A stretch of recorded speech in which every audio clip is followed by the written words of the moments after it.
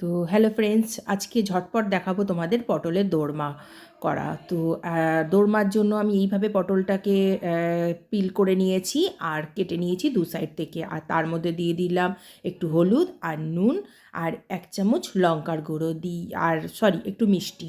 এগুলো দিয়ে সব কিছু দিয়ে ভালো করে আমি ম্যারিনেশন করে, আর এটা প্রায় ধরো আধ ঘন্টার জন্য রেখে দেবো।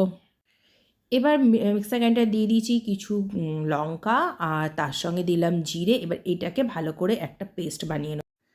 এবার কড়াইতে বেশ কিছুটা তেল দিয়ে দেবো, সর্ষের তেল এখানে ইউজ করছি, আর সেটাকে ভালো করে কিন্তু একটু গরম করে তারপর এর মধ্যে পটলগুলোকে একে একে করে সব ছেড়ে দেবো, দিয়ে এটাকে ভালো করে একটুখানি ফ্রাই করে নেব। তো যতক্ষণ পটল ভাজা হচ্ছে ততক্ষণ আমি আরেকটা মিক্সার গ্রাইন্ডারে দিয়ে দিলাম কিছুটা কাজু, তার সঙ্গে দিয়ে দিলাম পোস্ত। এখানে 2 চামচের মতন পোস্ত আছে, আর কটা দিয়ে দিলাম আমন্ড বাদাম। আমন্ড বাদাম দিতেও পারো, নাও দিতে পারো, কোনো ব্যাপার নেই। এটার একটা পেস্ট বানিয়ে রেখে দেবো। এদিকে পটল ভাজা হয়ে গেছে, এবার পটল ভাজাগুলোকে একে একে তুলে নিচ্ছি। তো লঙ্কা জিরের যে পেস্টটা ছিল তার মধ্যে দিয়ে দিলাম এখানে আর একটু ধনের গুঁড়ো আর হলুদের গুঁড়ো। এবার কড়াইতে একটু তেল দেব, তার মধ্যে 1 চামচ ভালো ঘি দেব। এবার সেই তেলের মধ্যে দিয়ে দেবো দুটো শুকনো লঙ্কা, তেজপাতা আর গোটা গরম মশলা। তারপরে এর মধ্যে দিয়ে দিলাম 1 চামচ আদা বাটা।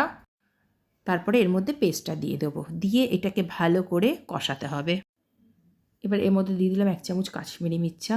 এবার সমস্ত মশলাকে ভালো করে কষাতে হবে।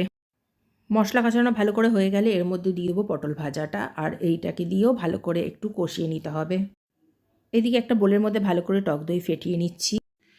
এ দেখো পটলটা ভালো কষা হয়ে গেছে, এর মধ্যে দিয়ে দিলাম এখন টক দইটা। টক দই দিয়ে আবার ভালো করে একটু নাড়িয়ে চাড়িয়ে নেব।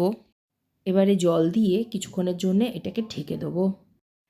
আচ্ছা, টক দই দিয়ে কিন্তু আমি পোস্ত বাটাটাও দিয়ে দিয়েছিলাম, সেটা আমি দেখাতে ভুলে গেছি, সরি তার জন্য। আর তার সঙ্গে দিয়ে দিলাম নুন আর একটু মিষ্টি দেবো। তো এটা হয়ে গেছে। এবার এর মধ্যে আবার একটু ভালো করে ঘি দিয়ে দেবো। ব্যাস, আমাদের রান্না এখানেই কমপ্লিট। এই রান্নাটার কিন্তু দুর্দান্ত স্বাদ। নিরামিষ দিনে অবশ্যই বাড়িতে একবার ট্রাই করো, ভাত বা রুটি সবার সাথেই এটা দারুণ যায়। তো আজকে এতটুকুনি, আবার একটা নতুন ভিডিও নিয়ে বা একটা নতুন রান্না নিয়ে তোমাদের সঙ্গে খুব তাড়াতাড়ি দেখা করব। সবাই সুস্থ থাকো, ভালো থাকো।